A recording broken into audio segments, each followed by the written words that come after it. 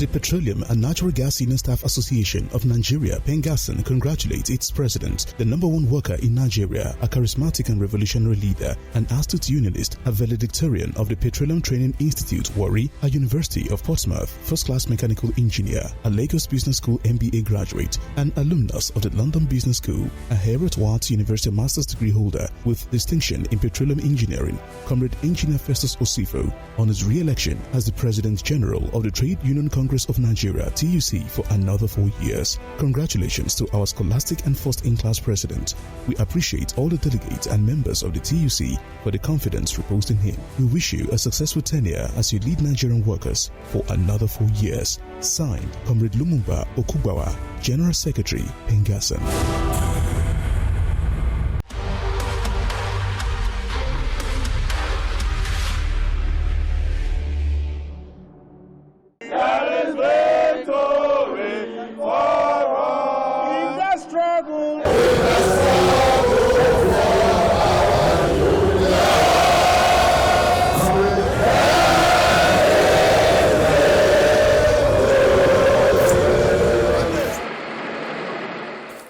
Federation, workers gathered to relax and mark the May Day, monumentally known as the Workers' Day celebration in Nigeria. It was a moment to reflect, celebrate, and howbeit a call for action.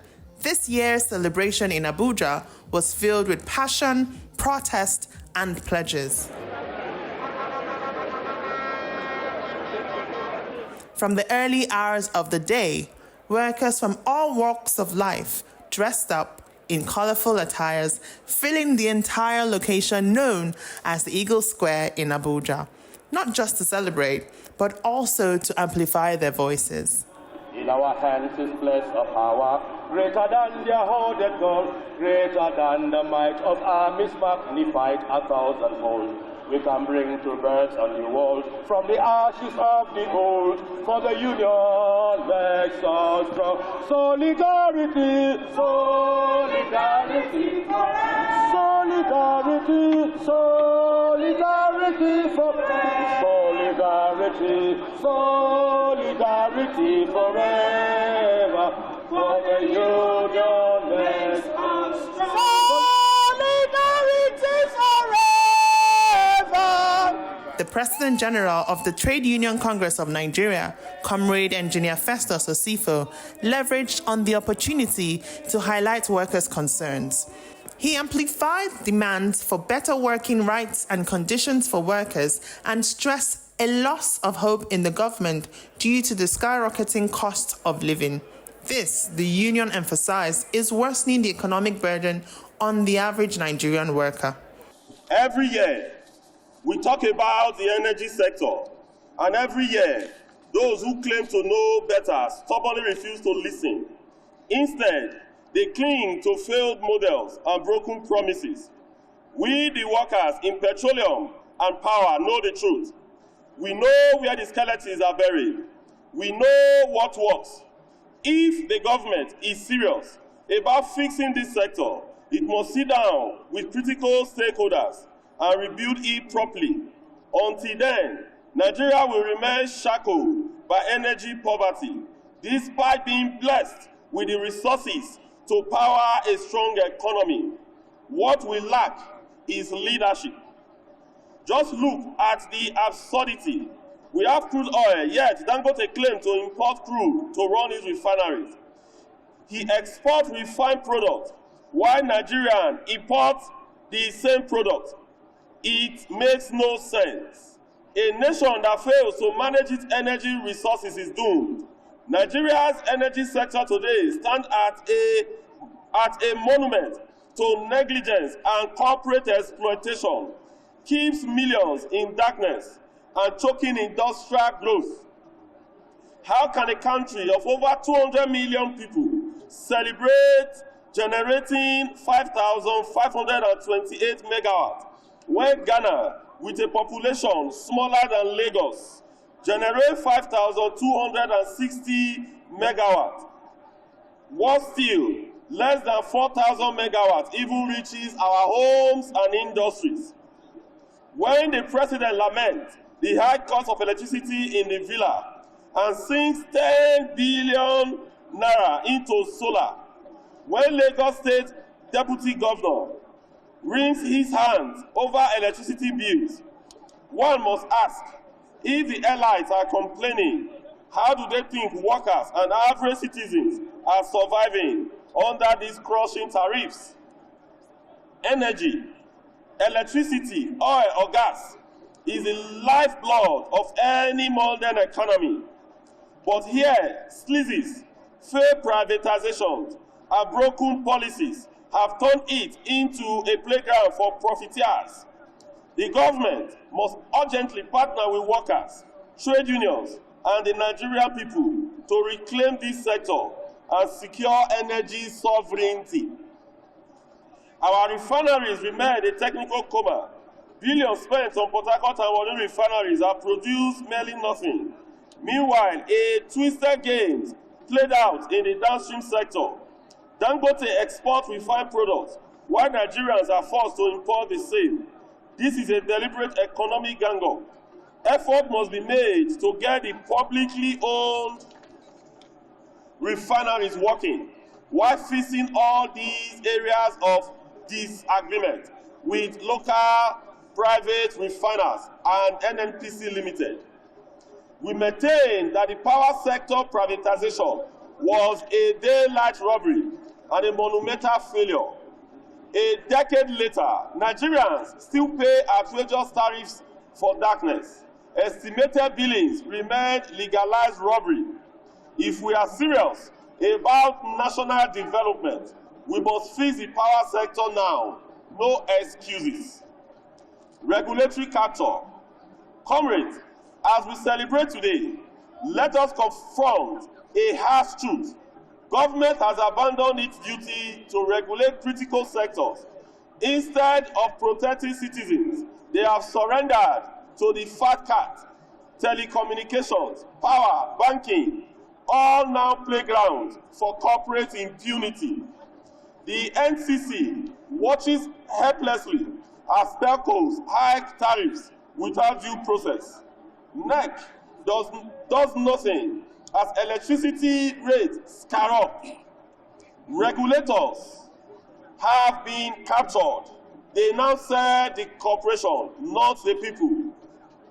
When regulators and operators become one and the same, services collapse, progress dies, and democracy weakens.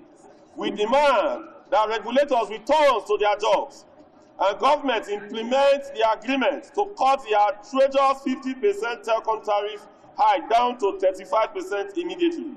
Nigerian workers are out of patience. Tax bills. Comrades, fellow workers, we stand united against the unjust tax bill trying to bleed us dry. Crafted behind closed doors, this bill slaps heavy taxes on Nigerian workers, meager housing, transportation, and medical allowances, while letting the rich and corporations off the hook. Today, Nigerians' minimum wage stands at 70,000 naira per month, 840,000 naira per year. Yet the government wants to tax anyone earning above 800,000 naira. Imagine taxing a man whose annual income barely buys 8 bags of rice. It is inhuman and wicked. Expanding VAT on essential goods will only worsen inflation, punishing the poor. Instead of squeezing workers, tax and obscene profit of big corporations and the idle wealth of the elite, we must demand the immediate withdrawal of this anti-worker tax bill. We want progressive taxation. We want VAT exemptions on essentials. We demand support for the informal economy, the true backbone of Nigeria's economy. Workers will not rest until we win tax justice for millions who keep Nigeria running. Electoral reform. Nigeria's political crisis is rooted in a broken electoral system that hardly reflects the people's will. It fuels apathy. It weakens democracy. It must not be allowed to continue. Electoral justice grows democracy. The trade union movement demands a national, inclusive, and urgent reforms of Nigeria electoral and governance architecture. We call on Mr. President and the National Assembly to rise above party lines. We must convene workers, civil society, youth, and the marginalized to redesign a system that guarantees every Nigeria vote counts.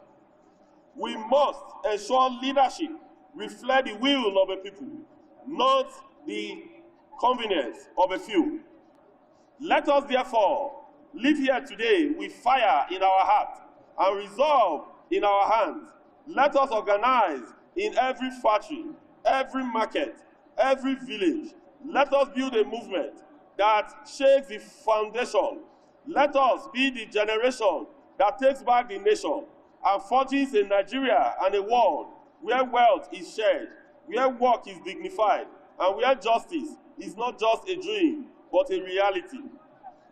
Finally, our invited guests, comrades, gentlemen of the press, we wish to make the following demands. Number one, is stop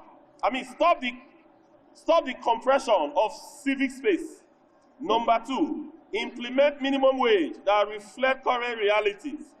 Number three, withdraw exploitative tax bill. Number four, reduce telecom tariffs as agreed from 50 to 35%. Number five, reverse electricity privatization. Number six, end impunity, killings, and insecurity. Number seven, pay all outstanding allowances and pension.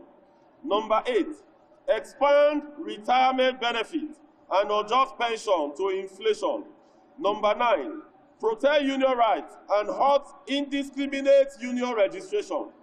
Number 10, reform the economy for real development, not donor-driven austerity. Number 11, automatic adjustment of pension to reflect inflationary trends. Number 12, once again, we call for a review of the electricity privatization. Workers of the world, have a wonderful May Day. It is our May Day. 2026 celebration beckons. Let us meet again.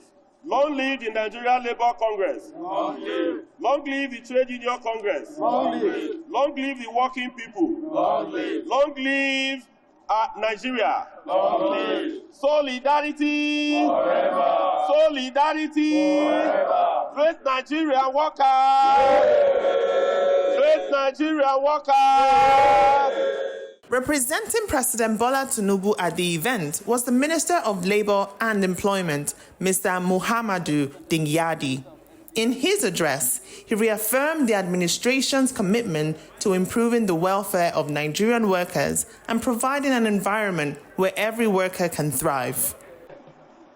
As we mark this day, let us reaffirm our shared commitment to a nation where workers are safe, empowered, and have the freedom to actively participate in shaping the future of our dear country. This administration stands ready to collaborate with the labor unions, the organized and informal private sector, the civil society organizations, to create policies and programs that safeguard the rights and livelihoods of workers across all sectors of the economy. My dear comrades, the theme for this year's May Day celebrations, that is to say, reclaiming the civic space in the midst of economic hardship, speaks to the challenges we face as a nation and the opportunities that lie ahead of us as a people.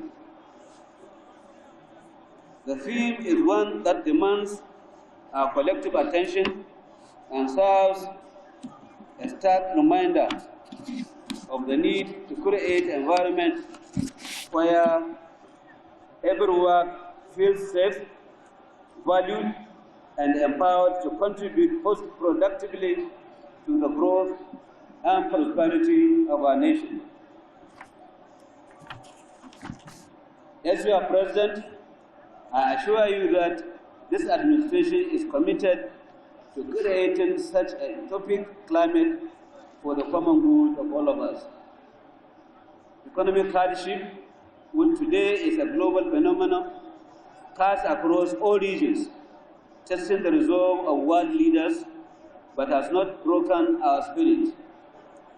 I am well aware of the peculiarities of this economic hardship for Nigerians, which is occasioned by struggles and challenges you workers and indeed many Nigerians face, ranging from rising cost of living, hunger, insecurity, unemployment, loss of livelihood, and pressure to provide necessities for your families, amongst others. These challenges are real, critical, and demand definite solutions, which I, as your president, is poised to address. It is in this regard that my administration is not only committed, but intentional in formulating and implementing policies that promote job creation, decent jobs, poverty alleviation, economic growth and stability, as well as supporting the most vulnerable among us. It is, however, worth noting that economic progress alone is not enough. We must also reclaim the civic space, the space where ideas are exchanged, voices are heard, and change is born. A vibrant civic space is the cornerstone of democracy, and it is essential for holding leaders accountable, fostering innovation, and ensure that every Nigerian has a seat at the table. Therefore, to reclaim this space, we must prioritize transparency, inclusivity, equity, and dialogue. We must protect the rights of workers to organize, advocate, and participate in the decision-making process. And we must ensure that the voices of the marginalized are amplified, not silenced, as it is through this space that we can build trust, unity, and a shared vision for the better future. Great Nigerian workers, I congratulate you all on this special day for your unwavering dedication and contributions. You are the true heroes of our nation, and your efforts will continue to inspire us to strive for excellence in all that we do. I salute your dedication, perseverance, and patriotism. This Workers' Day is a celebration of your achievements and a reminder of the limitless potential we hold as a united and determined people. Together, we shall continue to strive for a prosperous and equitable Nigeria of our dream. Long live the Nigerian Labour Congress, long live the Trade Union Congress, long live great Nigerian workers. A major highlight at the end of the event was the traditional May Day parade, which did a grandiose job at lifting the spirits of those present, as it was a vibrant showcase of Nigeria's workforce, diverse, resilient, and determined.